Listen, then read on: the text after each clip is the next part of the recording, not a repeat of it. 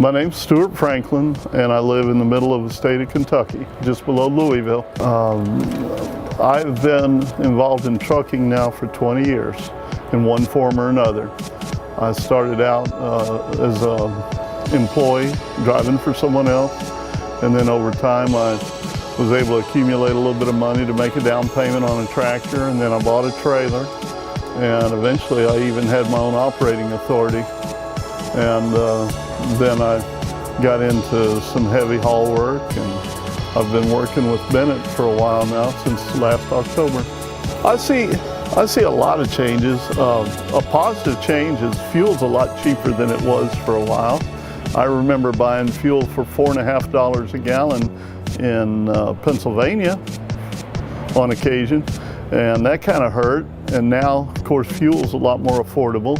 Negative side that I see for the changes in trucking would probably be there's not a commitment as much to being a professional.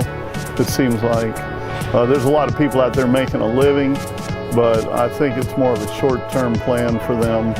It's not really a long-term commitment to the industry. If I could give someone that's new or starting out as an owner-operator one piece of advice, I would tell them, talk to your agents. Wear that book out that has the list of agents in each state with their phone number.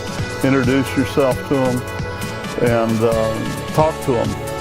When you get loaded for whatever state you're headed to, you need to be talking to those people daily and find out who's got what kind of freight that you like to move, go in the direction you want to go. And it makes me money every day to talk on the telephone. I spend a lot of time, and not just social time, but talking to agents every day on a regular basis. I've got 4 or 5 that I call every morning. And my freight coordinator here is sort of my backup plan. That's my plan C or plan D.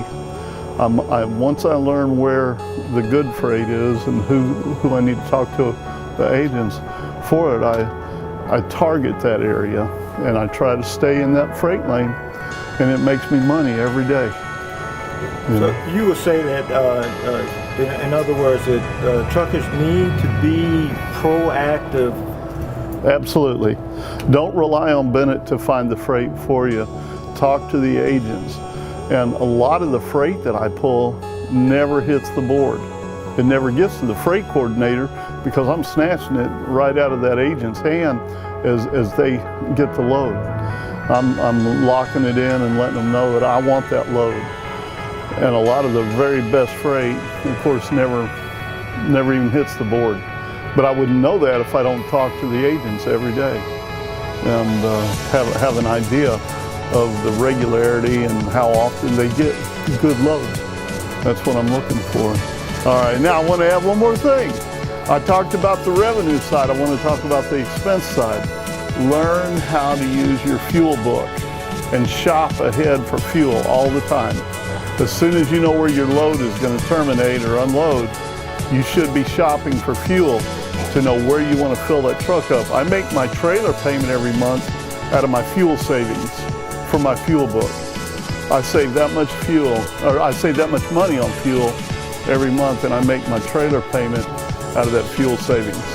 So it's two-sided equation. You've got revenue, but you also got expenses, and you can be smart about both of them.